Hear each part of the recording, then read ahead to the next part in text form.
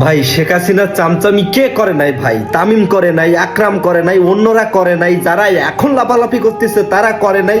টাকা ইনকামের জন্য, ক্ষমতা দখল করার জন্য অনেকেই চামচামি করছে, কিন্তু দোষটা কার হয়েছে? সাকিব আল হাসান। সাকিব আল হাসান, সাকিব তো তার যোগ্যতার জোরে এমপি হওয়ার জন্য সে গেছিল এবং এমপি হইছে। তো 7 মাসে এত কিছু করছে যে তার 17 বছরের কেরিয়ার শেষ হয়ে গেল। আজকে যে বিপিএলটা আপনারা আয়োজন করছেন, এই বিপিএলটা সব থেকে নিম্নমানের হবে, কারণ এখানে সাকিব নাই।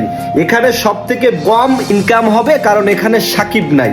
এই খেলায় সব থেকে কম দর্শক যাবে, কারণ এখানে সাকিব নাই। কথাটা মেলাই নেবেন।